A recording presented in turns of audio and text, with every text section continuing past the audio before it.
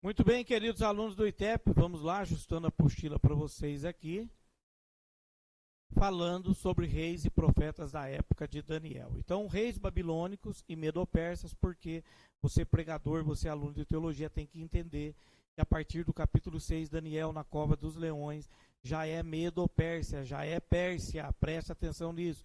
Aquelas visões que ele tem de Gabriel, de Miguel, nós já estamos na Pérsia.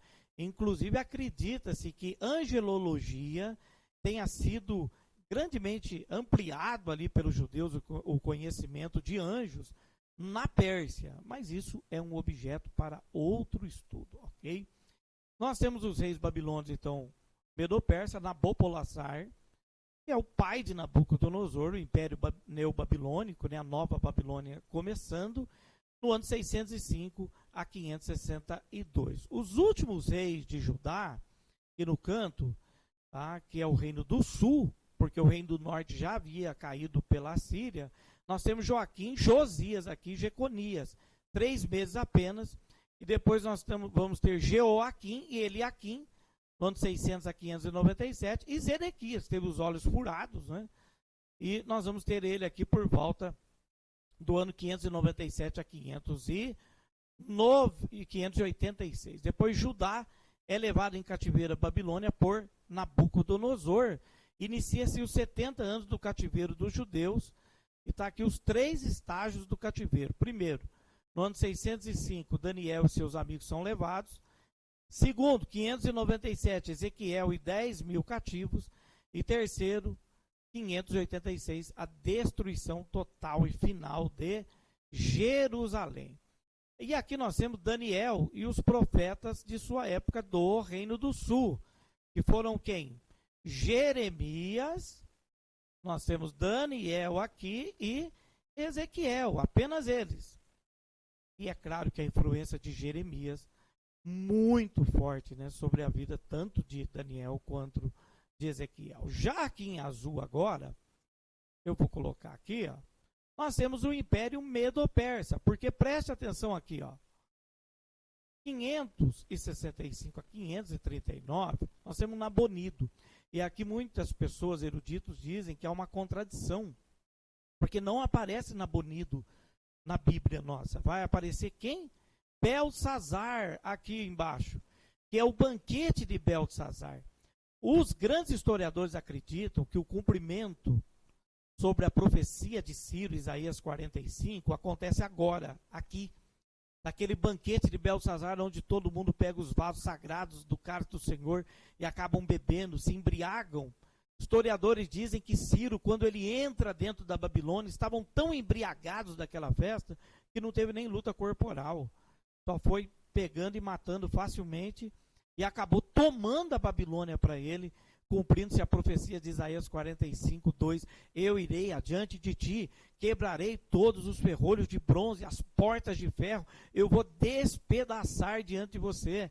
E ele acaba entrando ali dentro da Babilônia. Nabonido não aparece aqui, porque possivelmente estava em alguma campanha militar, estava fora. E Beltsazar é quem vai aparecer aqui. Então não há uma contradição bíblica, ok?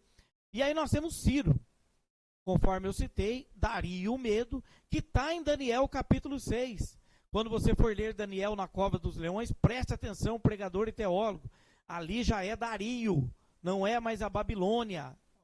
Aí começa o Império Medo-Persa, tá? Aí nós vamos ter Dario Estapes, e depois nós vamos ter Assuero e Xerxes, porque aqui nós já vamos falar da rainha Vaste, que vocês se recordam de Esther, e Esther no ano 478 é colocada como a nova rainha. Então quando Ciro entra aqui, tá? Ciro está aqui, ó, 539, 525, quando ele entra, então ele permite que os judeus voltem para a terra. Então os judeus começam a voltar, cerca de 52 mil, outros calculam outro número, mas certo é que os judeus voltam. Aí vale a pena ler o Salmo 126. Estávamos como quem sonha, então a nossa boca se encheu de riso, a nossa língua de cânticos. Aquele salmo lindo é na saída, que eles estão voltando. Nesse regresso deles aqui, Ciro, então, tem a profecia cumprida nele, que nós estudamos já aqui, objeto de aula no livro do profeta Isaías, tá? No ano 521 aqui, tá? Esmerdes, tá? Sobre a Pérsia, mas nós não vamos ter relato bíblico sobre ele. O decreto de Ciro é em 538, tá? E 536, as obras do templo são iniciadas, porque quando Ciro permite que os judeus voltem, aí vale a pena ler Esdras, e também junto com o profeta Ageu, porque quando volta Zacarias também, quando eles voltam ali, eles vão reconstruir o templo, chega lá não tem mais templo, e eles voltam não com despojos, voltam a maioria pobres, tem que trabalhar na terra, e aí eles não têm recurso para levantar o templo, aí Deus usa o profeta Ageu para falar com eles, usa Esdras para fortalecer para a construção do templo.